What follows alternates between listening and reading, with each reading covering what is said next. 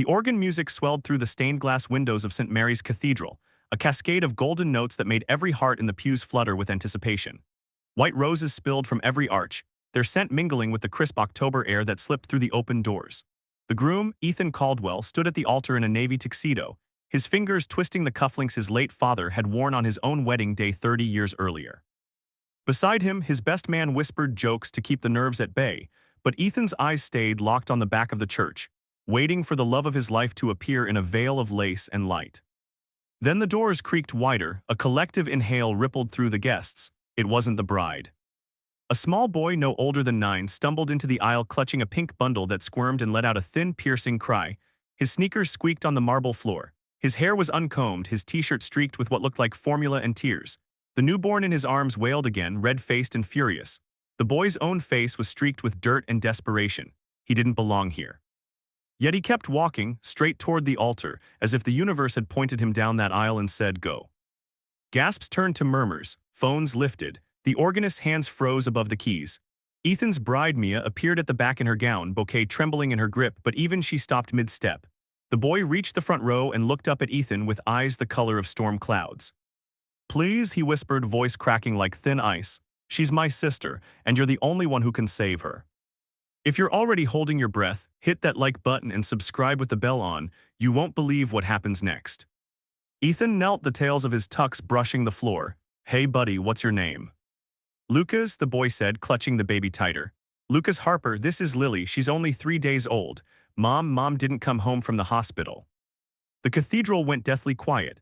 Even the baby's cries softened as if she sensed the gravity of the moment. Ethan's best man, Jake, stepped forward, ready to escort the child out, but Ethan raised a hand. Something in Lucas's eyes, something raw and familiar, held him in place. Mia descended the aisle slowly, her train whispering behind her like a ghost. She reached them and crouched beside Ethan, the layers of tulle pooling around her like fallen snow. "Lucas," she said gently, "where's your dad?" Lucas shook his head. "Gone since I was 6, it's just me and Mom and now Lily, but Mom," his voice broke. He looked at the bundle in his arms, then back at Ethan. "The doctors said her heart gave out after the baby came. They said Lily needs surgery or she won't make it to her first birthday. Something about a hole. They said it costs more money than we'll ever have." A tear slipped down Mia's cheek, smudging her carefully applied makeup. She reached out and brushed a lock of damp hair from Lucas's forehead. "How did you find us?" "I heard Mom talking on the phone before she got sick. She said if anything ever happened to her, I should find Ethan Caldwell, that he owed her, that he promised." Lucas's chin trembled. "I looked you up, saw the wedding in the paper, took 3 buses. Lily cried the whole way." Ethan's face drained of color. The congregation leaned forward as one. He stood slowly, staring at the boy as if seeing a ghost wearing his own childhood face. "Harper," he whispered. "Your mom, her name was Sarah." Lucas nodded. Ethan's knees buckled. He caught himself on the altar rail. Sarah Harper, the girl from foster care. The one who'd shared her last granola bar with him when they were both starving in the group home. The one who'd made him promise the night before he aged out at 18 that if he ever made it, he'd come back for her. He'd meant it then. But life had swept him away: college, startups, boardrooms, this cathedral, this perfect day. He'd buried the promise under layers of success and shame. Mia touched his arm. "Ethan." He couldn't speak. The weight of 15 forgotten years pressed on his chest. The baby, Lily, let out another wail, weaker this time. Lucas rocked her instinctively, the way only a big brother forced into parenthood too soon could. The priest cleared his throat. "Perhaps we should." "No," Ethan said, voice rough. He looked at Mia. "This is part of our story now." Mia's eyes searched his, then softened. She nodded once. "Then let's write the next chapter together." Ethan turned to the guests, 300 faces frozen in a tableau of shock and sympathy. He raised his voice so it carried to the rafters. Today was supposed to be about vows between 2 people, but vows aren't just words in a church, they're promises we keep when no one's watching. I made a promise to a girl named Sarah Harper 15 years ago and I broke it. This boy, this brave, impossible boy, just reminded me what breaking a promise costs. He looked at Lucas. "How much is the surgery?" Lucas swallowed. $250,000, that's what the social worker said, plus the NICU bills. They're gonna take Lily away if we can't pay. A ripple went through the crowd. Ethan's mother, seated in the front pew, pressed a hand to her mouth. Mia's father, a surgeon himself, stood up slowly. Ethan faced the congregation again. "I'm asking for help, not for me, for Lily, for Lucas, for a promise I should have kept a long time ago. If you can give anything, $5, $50, $500, there are baskets at the doors. If you can't share her story, post the GoFundMe I'm setting up right now." He pulled out his phone with shaking hands. "Every share, every dollar, every prayer, it all counts." The organist began to play softly, a hymn about mercy. Guests reached for purses and wallets. Phones glowed as links were shared. Mia slipped off her diamond bracelet, the one Ethan had given her that morning, and dropped it into the first basket.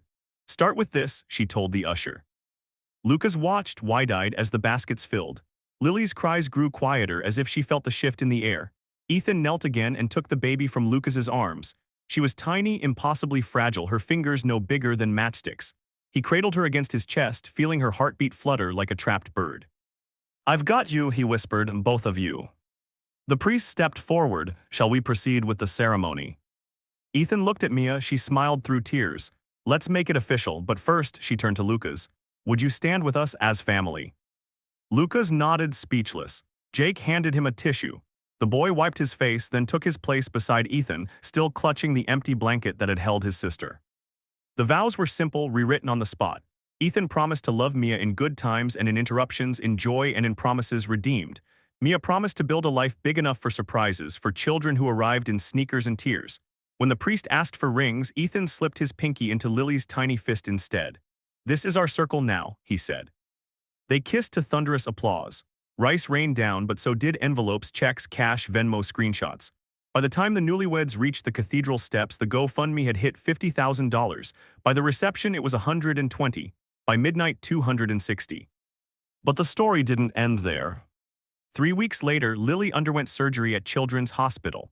Ethan and Mia sat in the waiting room with Lucas, who'd fallen asleep across their laps, his hand never leaving the incubator window. The surgeon emerged smiling. "The hole is closed, she's a fighter." Lucas started school in the district where Ethan and Mia had bought a house with a swing set and a nursery painted the color of sunrise. He called them Uncle Ethan and Aunt Mia at first shyly, then just Dad and Mom without thinking. Lily learned to crawl across the same hardwood floors where wedding gifts still waited to be unpacked. A year later, on Lily's first birthday, they returned to St. Mary's, not for a wedding this time, but for a christening. Lucas carried the cake, chocolate with blue frosting, because Lily likes the sky. The same guests filled the pews, but now they brought toys instead of toasters. The priest sprinkled water on Lily's forehead. She giggled and grabbed his nose. Ethan stood at the font, Mia's hand in his, Lucas on his other side. When the priest asked who stood as godparents, the entire congregation raised their hands. Laughter echoed off the rafters. Later, under the same stained glass windows that had witnessed a crash and a miracle, Ethan pulled Lucas aside. "You know what you did that day?" Lucas shrugged, suddenly shy. "I just didn't want her to be alone." "You saved her and you saved me," Ethan ruffled his hair. "Promises matter, kid, you taught me that." Outside, the October leaves fell like confetti. Lily toddled between them, chasing bubbles. Mia snapped photos. Lucas looked up at the cathedral spire and smiled, the smile of a boy who'd walked into a wedding with nothing but hope and walked out with a family. And somewhere, Sarah Harper was smiling too.